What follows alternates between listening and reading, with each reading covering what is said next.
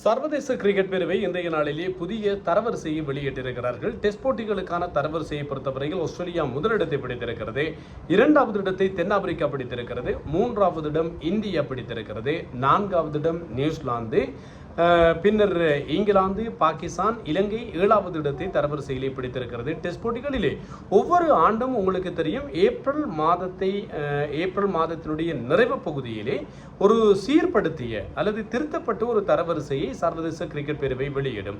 அதுதான் அந்த ஆண்டுக்கான ஒரு இறுதி தரவரிசையாக இருக்கும் என்பது குறிப்பிடக்கூடிய ஒரு விஷயம். இந்த தரவரிசை பிரதிகளின் அடிப்படையிலே தான் தரவரிசையில் முதலிடத்தில் இருக்கின்ற அணிக்கு ஐசிசியினுடைய பரிசு தொகை சன்மானம் வழங்கப்படுவது பழமையானது.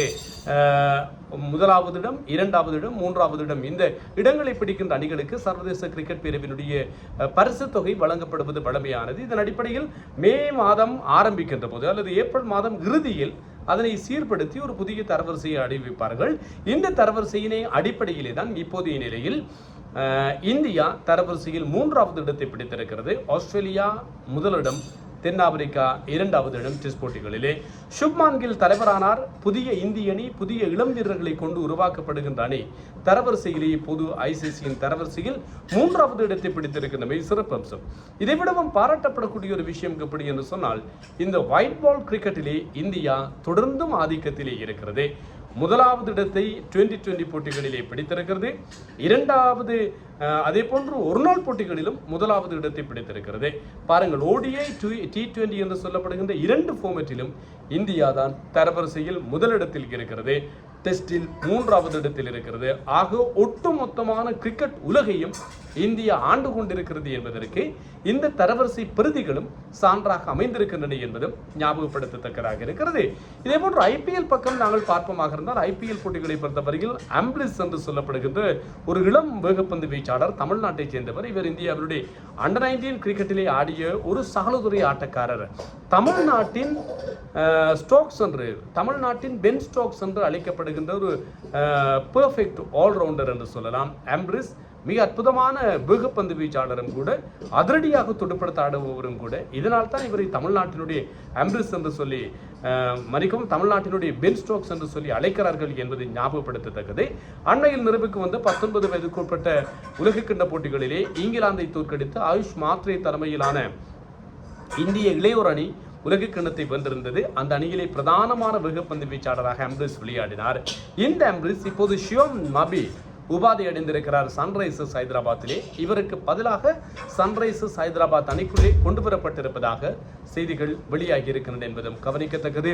நேற்றைய நாளிலே ஒரு விறுவிறுப்பான ஆட்டம் இடம்பெற்றிருந்தது. குஜராத் டைட்டன்ஸ் அணி அகமதாபாத்தில் இடம்பெற்றிருந்த போட்டியில் RCBயை தோற்கடித்திருக்கிறது. ஏற்கனவே RCB 5 விக்கெட்டுகளால் குஜராத்தை தோற்கடித்திருந்தது. இதே போன்று இப்போது அகமதாபாத்தில் இடம்பெற்றிருந்த போட்டியிலே 4 விக்கெட்டுகளால் குஜராத் அணி RCB அணியை தோற்கடித்திருக்கிறது. புள்ளிப்பட்டியலில் பஞ்சாபினுடைய ஆதிக்கம் தொடர்ச்சியாக இருக்கிறது. பஞ்சாப் முதலிடம், RCB இரண்டாவது இடம். RCBக்கு 3 தோல்விகள் கிடைத்திருக்கின்றன. ராஜஸ்தான் ராயல்ஸ் மூன்றாவது இடத்தை பிடித்திருக்கிறது. சன்ரைசர்ஸ் ஹைதராபாத் 4வது இடத்திலே இருக்கிறது. 5வது இடத்தை பொறுத்தவரையில் இப்போது குஜராத் டைட்டன்ஸ் முன்னோக்கி இருக்கிறது. முதலிடத்தில் இருக்கின்ற அணி, இரண்டாவது இடத்தில் இருக்கின்ற அணி, மூன்றாவது இடத்தில் இருக்கின்ற அணிகள் எல்லாம் தலா 6 வெற்றிகளை பெற்றிருக்கின்றன.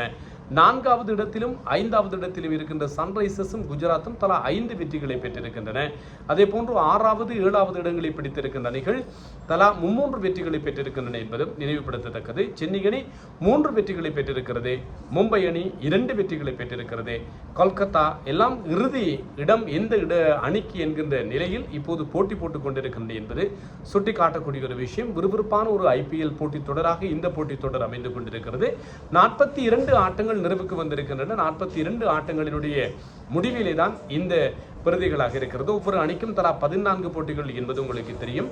சில அணிகள் 9 போட்டிகளில் விளையாடி இருக்கின்றன. அதிகமான அணிகள் 8 போட்டிகளில் விளையாடி இருக்கின்றன. ஆகவே பஞ்சாப், RCB, ராஜஸ்தான், சன்ரைசர்ஸ், குஜராத் ஆகிய அணிகளுக்கு பிளே ஆஃபுக்கான ரேஸிலே இந்த அணிகள் தான் இருக்கின்றன. இந்த 5 அணிகளுக்குள் 4 அணிகள், ஏதாவது ஒரு 4 அணிகள் பிளே ஆஃபுக்கு செல்லும். ஆனால் சென்னையோ, மும்பையோ, கொல்கத்தாவோ, லக்னோ சூப்பர் ஜெயின்ஸோ ஆகிய அணிகளுக்கு வாய்ப்புகள் மிக மிக குறைவாக இருக்கின்றன.